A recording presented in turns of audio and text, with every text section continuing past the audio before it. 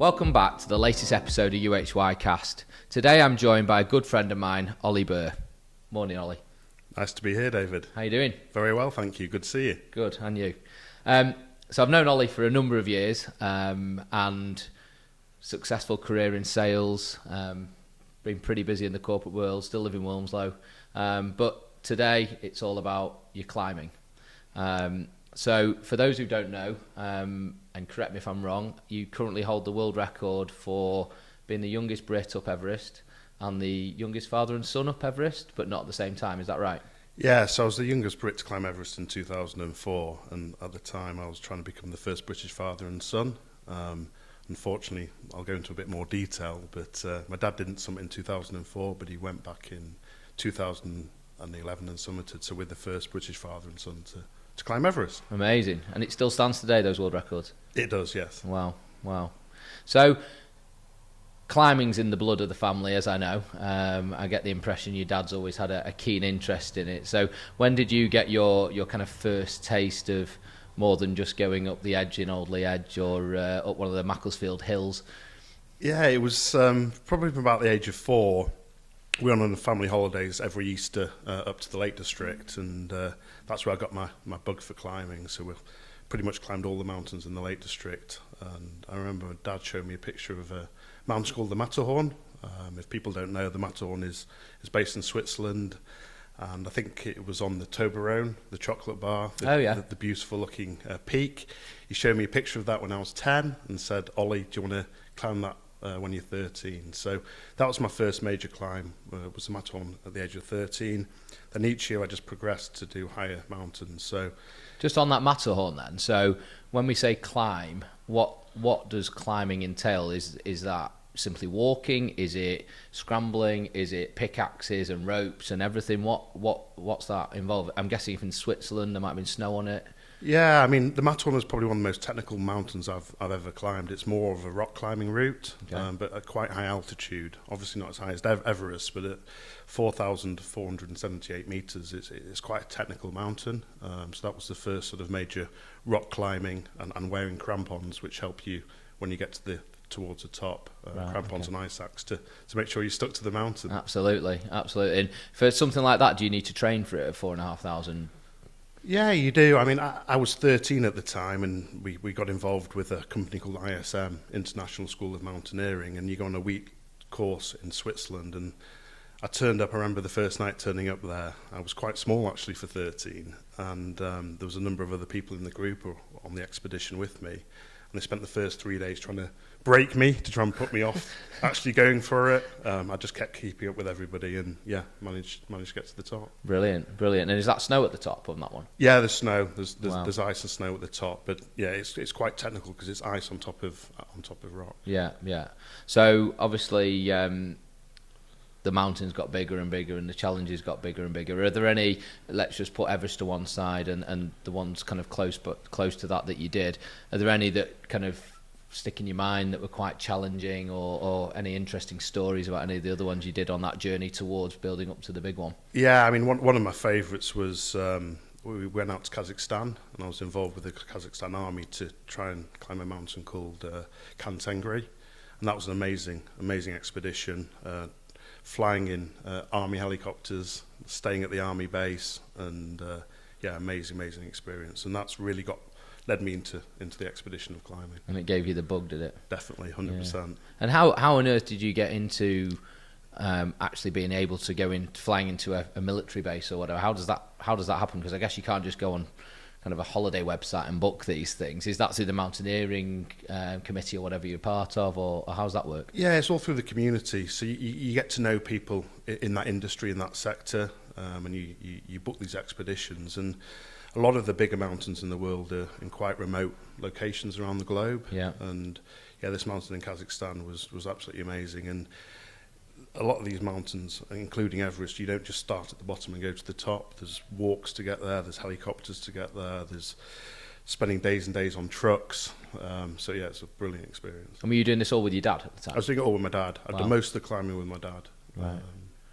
Great experience to do that, and some good bonding time. 100%, yeah, absolutely. Definitely. Good. So obviously you were 22 when you decided to take on Everest. I think you took on, was it UHY, if I pronounced that right, which is 8,200 metres as a training climb, which I think it's, if my research serves me right, is the 6th highest in the world. You've done your research, Dave. I'm not sure that pronunciation was right. UHY, we'll have a go. It's based in Tibet, and it's the 6th highest in the world. I think what happened really, Everest was first summited in 1953 by Edmund Hillary and Tenzing. And there was a big disaster in '97, which was one of the first commercial sort of expeditions up Everest.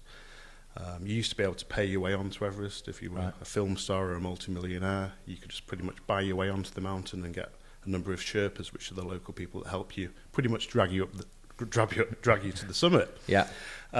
So what they do now is you've got to sort of prove yourself. You've got to have a CV of mountains that you've climbed. They don't just let anyone rock up and climb an 8,000 metre peak. So, yeah, my training, my tick to get onto the Everest expedition was to try and climb another 8,000 metre peak. And that warm-up peak was in Tibet, a mountain called UHY, which is the 6th highest in the world. So that year I spent 3 months probably out in Tibet, and then another 3 months doing Everest. So I spent quite a lot of time in the tent that year. Wow. So that first one that you did, the UHY, that's best part of a 3-month period from kind of arrival to getting back home. Yeah, it's I've probably over-egged it a little bit. It's probably about 2 months. Really? But these mountains, when you get to the 8,000 metre peak, you don't just start at the bottom and walk to the top. You've got to try and acclimatise. And the idea of acclimatising is to climb high and sleep low. So you don't just start off. There's multiple camps on UHY and Everest and the other 8,000 metre peaks. So it's all about building the logistics up, moving. You have 2 or 3 different pairs of boots. You have 3 different sleeping bags. And it's trying to move the equipment up the hill to make sure it's in the right place at the right time to give you that chance of summiting. And at what point in your life did you just wake up one day and think, I want to climb the highest mountain in the world? Had you had a drink that day? No, I hadn't had a drink that day, David. I mean, I always knew from a young age Everest was a mountain I wanted to do, and I used to visualise about it. And I think if you put your mind to anything in life, and I revert this back to my working career as well, if you're focused, you work hard, you plan and you prepare, I think you can pretty much achieve anything. The opportunity came around when I was at Sheffield doing a business degree, and the placement year where most of my other colleagues went out and worked for big blue chip companies. I had the opportunity to create a business plan to raise the money, because it's an expensive expedition. The expedition at the time was for a 3-man team. My dad, a good climbing friend of ours, Victor Saunders, and it cost $87,000 for a 3-man team. So I didn't have that money lying around.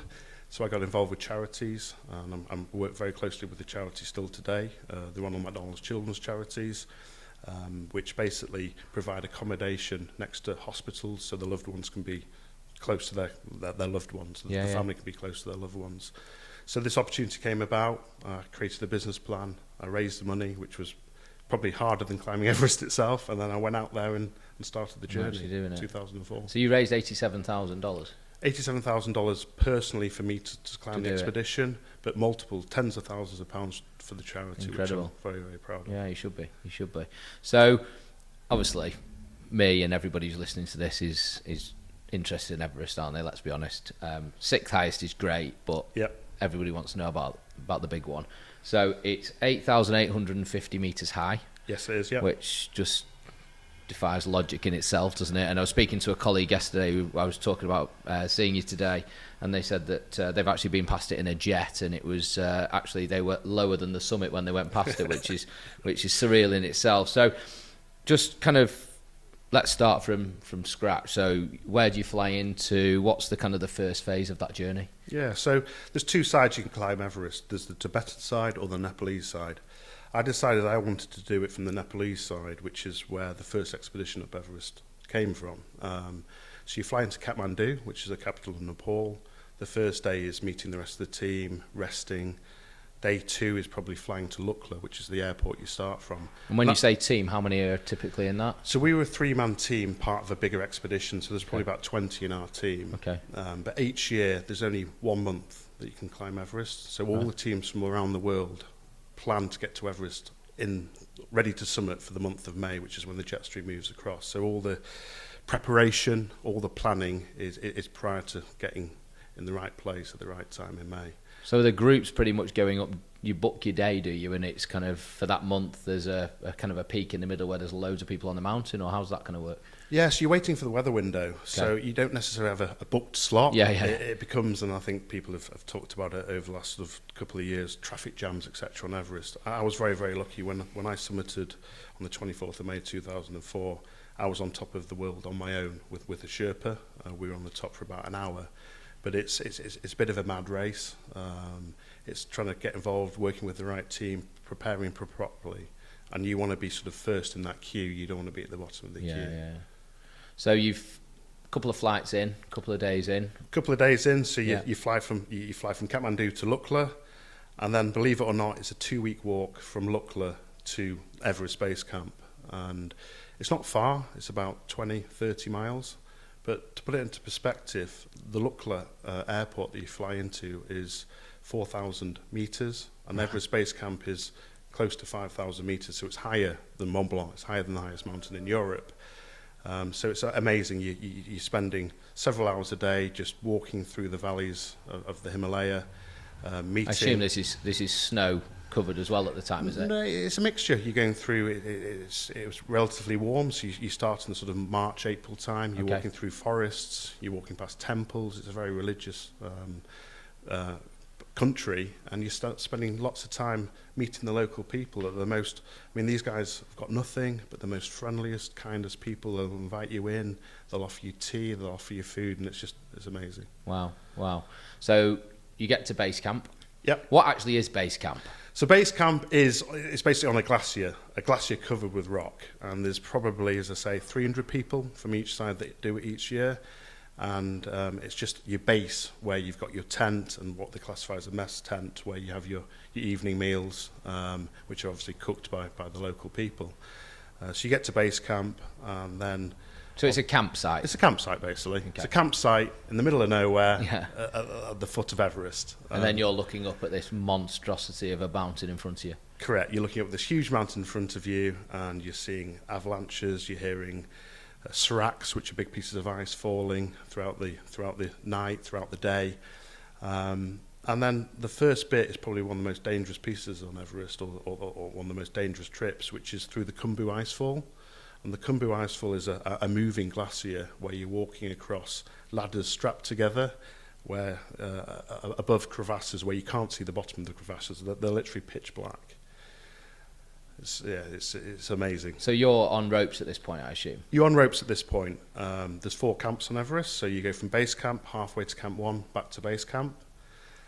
And is that in a day? That'll be a day. Okay. And then the following day you'll go halfway up again, back to base camp. You're basically building yourself up. So you eventually build yourself up so you can go from base camp to camp 1, spend a night at camp 1, back down to base camp. From base camp to camp 1, halfway to camp 2, back to camp 1, back to base camp.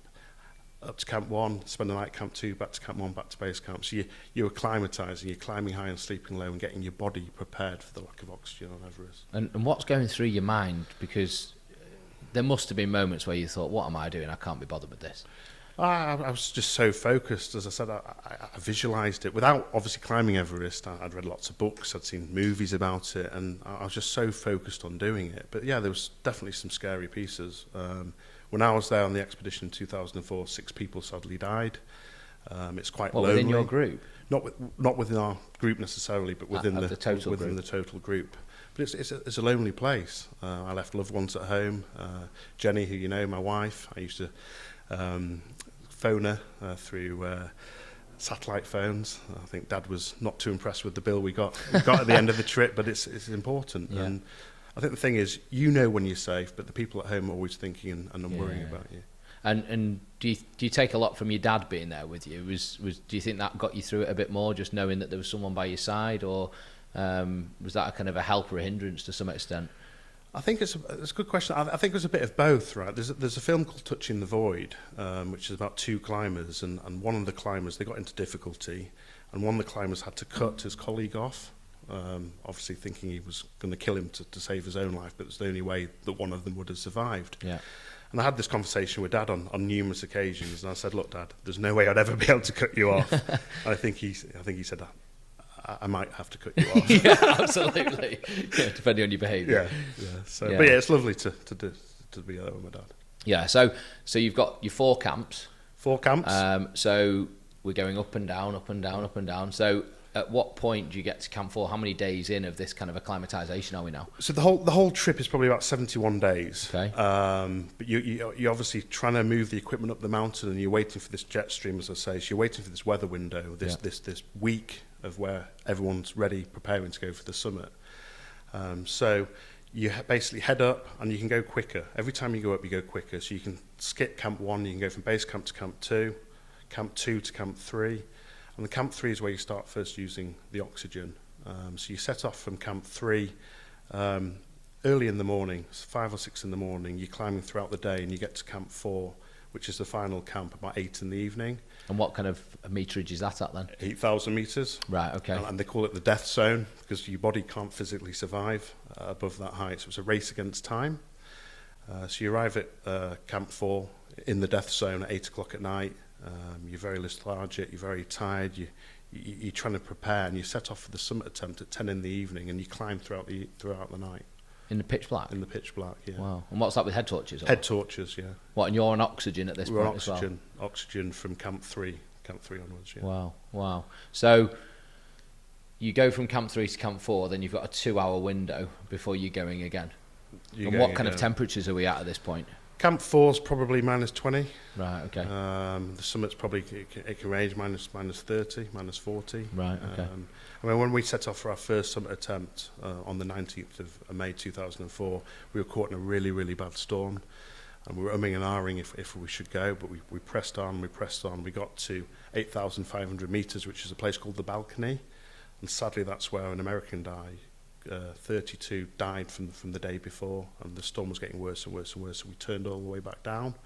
Is this just you and the Sherpa at this point, or is your dad still with you? This is my dad, the Sherpa, Victor. You have a Sherpa per individual. Okay. So I thought my summit attempt was over. I'd spent all this time preparing, raising money, trying to raise this money for dying children, basically, in essence, and that was what was really pressing me to go on. So we came all the way back down to camp 2. My dad was 53 at the time. He was very, very exhausted, as we all were. Yeah. And I remember just begging the Sherpa, I need one more shot at this. I need one more shot at this. And luckily enough, I got the chance to go again. Unfortunately, Dad couldn't make it. He stayed at camp 2. Just too tired. Just too tired. And luckily, got to the top on the 24th of May, 2004. Wow. Beautiful sunny day. Amazing views. And I radioed Dad. He was at camp 2, and he was just so proud that his genes had been on top of the world. So. And what's up there? There's a. Is there a flag or a point? There's ripped flags that have been ripped over the years. Yeah. There's somewhere you can tie on. So I tied on one of McDonald's children's charity flag. I had some pictures of all my friends, my colleagues. I put those on top of Everest as well. Wow. I think you might even be on one of those pictures. I'm pretty David, sure I wouldn't be doing something stupid somewhere. And what can you see from up there? Just is it? I guess it's just clouds and mountains. You're above the clouds at that altitude. Yeah. You can see into Tibet. You can see all the other. The Himalayas has 10 of the top highest mountains in the world. So there's 14 peaks that are over 8,000 meters. So you've got all these huge peaks around you, and yeah, it was unbelievable. I didn't realize that I was on the top for an hour in the end. Wow. And what really surprised me is I was hearing this buzzing towards the summit. I looked up, and it was the highest microlight flight ever the day I summited Everest. So I was like, I thought I was going to be the highest person in the world, and then there's a microlight flying above me. Absolutely brilliant. And what emotions were going through you at that point? Was it just overwhelming, or just can you even remember? Yeah, it was completely overwhelming. I mean, it was when I summited, my granddad, who sadly passed away, it was his birthday on the 24th of May, and he would have been 100. And I'm not a religious person by any means, but I definitely felt his presence. I felt him helping me. But your body's just so physically worn down, mentally as well. I probably need to go back. I lost 4 stone. Really? Yeah, 4 stone in 70 days. Yeah. Wow. And how many days in are you from Camp 1 to getting to the summit? How long? What was that period of time? Just so we get a feel for it. That period of time was probably a month. Wow. Yeah, So about 30 days. You're spending 30 days going up and down the mountain, waiting for this weather window that and there's everybody's literally waiting for. nothing to do. There's no tellies. There's no entertainment. You're just in a freezing cold tent. Freezing cold tent. We've got music. Right. So I used to listen to a lot of James, and we played a number of dice games. Just trying to keep yourself interested, occupied. I had a radio. I remember listening to Liverpool versus United, and I think Liverpool won 1-0, which helped. Brilliant. And in all of those camps, are you pretty much below freezing point at that point? Yeah, everywhere. Even base camp is below freezing. Yeah. As I say, 6 people sadly died. There's lots of things are happening. If you're not careful, you can get things called frostbite or frost nip, where your fingers and your extremities go black.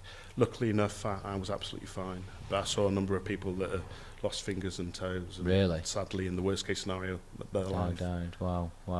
And what was the kind of the darkest moment up there? Were there any times you can think of that you were digging really deep? Yeah, I mean, going up for the second summit attempt after I'd already been 300 metres from the top. I mean, that was emotional, especially waving goodbye to Dad, thinking I may never see him again. Already mentally tired, physically tired. We were caught in a pretty bad storm on the way to Camp 3, and it was you just got to dig deep. And I think there's 3 things to climb Everest. I think a third of it is mental. A third of it's fitness and a third of it's luck. You can be the best climber in the world, but if the weather's not right, or unfortunately if an avalanche hits you or a serac falls on you, there's nothing you can do about that. Sure. Wow. Yeah, it makes me feel that when I do my hour's walk around Macclesfield, it's not that impressive as I sometimes think it is. But inspiring. And where's you climbing up to now then? Obviously you can't do anything bigger and better than that. I know obviously your daughter Ella, she's started doing a bit of climbing from what I've seen. Is it in the new younger genes of the Burrs? Yeah, definitely. I think it is. I mean, I don't want to push anything on my kids. I just want them to do what they're happy doing. Ella's definitely a keen climber. Harry's still 5 and Emily's in between at the minute. But I've done a lot of climbing in the UK with Ella, unfortunately. With business commitments at the minute, I can't go on any of these big expeditions anymore. But one day, if she wants to do that, I'll definitely encourage her and try and keep up with her like Dad did with me. And would you do it again? Everest isn't the most exciting mountain. Okay. There's mountains in the world that's still unclimbed. I'd love to do an unclimbed mountain. But if Ella turned around to me and said, "Dad, I want to do it with you," I would have to go to the gym, get myself in a serious shape again. But mentally, I spent, as I say, 2 years preparing mentally for this, and it takes a lot out of you, and I'm not in any mad rush to get back. Yeah, and obviously, an unbelievable experience that you've got to just take everything, all the positives from, and I guess immensely proud, and it's quite mad to think one of your mates has been up it, never mind hold a world record for it, but What lessons have you learned from it? And like, obviously you've been successful in business now. You've got in some pretty high sales roles within some fantastic companies. How have you related that experience in the business world, I suppose, and taken some positives from it, as well as the accolade of doing it? Yeah, I fell into IT sales. So after university, I worked for a Sage partner, a very successful Sage partner based in Warrington. I was then hunted to work for a Microsoft partner, and now I'm working for a company called Mestech, who specialise in manufacturing productivity solutions, which is an extremely amazing business. We've just gone through an acquisition, so we're growing very, very quickly. I think what Everest has prepared me for is when you sit at the bottom of anything in life and you see the size of the challenge in front of you, you've got to plan, you've got to break it down, you've got to prepare. And I've always been excited about sales. There's ups and downs. You're not going to win every opportunity you go into. No. But I think, as I say, work hard, play hard, have the right mental attitude, and I think you can succeed in anything. Yeah, no, amazing. Thoroughly enjoyed this. Known you for 30 odd years now probably, and we've never actually had this conversation despite numerous drinks and party time. So thoroughly enjoyed it. I ask all my guests 3 questions at the end. Yep. So following suit, first one is when you were a little boy running around at home and in your junior years or your youthful years, what did you want to be when you were older? Like any, I don't know, 5, 6, 7, 8-year-old lad, I wanted to be a footballer. I think you probably witnessed Dave over the years and maybe been prone to one of my challenges. I wasn't the fastest or the most skillful, but I definitely went in with the tackle. Yeah, I'll second that. And sadly, I think as the years you get older and older and you get to 10, 11, 12, you realise you're never going to make it. So, yeah, footballer is what I want to be. Good answer. I think that was mine, unfortunately, as well. So we followed a similar path there. Second question, if there was one thing you could change in your life, and probably relating to business more than anything else, what would you change and why? I think I've always been loyal to the companies I've worked for. I've had many jobs throughout my life, starting off at Paper Round, working in McDonald's, doing some landscape gardening. But when I'm talking about my proper career, I've had 3 main jobs, working for Sage, working for Microsoft, and working for this amazing company now, Mestec, part of the Eilert Group. I think I stuck around at the first company too long. They appreciated what I was doing, but I think I should have made that jump a bit quicker. I'm now managing a team of people. I'm involved at board level with the organisation. I'm making some of the decisions, and I find that really, really exciting. Yeah, it's interesting. Quite a few of my guests have said similar things, so there's a common theme coming through. But everybody's done pretty well, so hopefully that follows through as well. Last but not least, I know you love your dinner parties. You've got 3 seats at the table plus yourself. You can have any guests, and I'm really intrigued by these answers because I know I'm not going to be sat there. But which 3 guests from any era would you have at your dinner party and why? I'd say my first one would be Tenzing. So for those who don't know who Tenzing is, Edmund Hillary and Tenzing were the first people to summit Everest.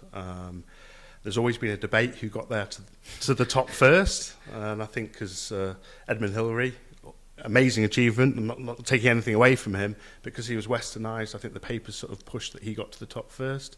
I think in reality it was the Sherpa Tenzing, and they got there first. So I'd like to sit down and find out the truth about that. Brilliant. I think my second one, which is probably going to again be controversial to you, is my boyhood hero, John Barnes. Best left winger, I think, in the history of football. He was my boyhood idol. I think finally, my final one would be Sir David Attenborough. I think he's done amazing things for the planet. I've always been interested in nature, and I think he's doing a lot to help the planet and encourage new people that we are one race. We need to sort out what we're doing and look after one and all. Brilliant. Well, an enjoyable dinner party all the same. I knew there'd be a Liverpool player in there, unfortunately, but I guess that's life. So, Olly, thanks for taking the time to come in today. Really enjoyed your company. I'm sure everybody who's listened will find this really interesting and take a lot from it. Everybody who's tuned in, hope you've enjoyed it. Our next UHY Cast will be live next month.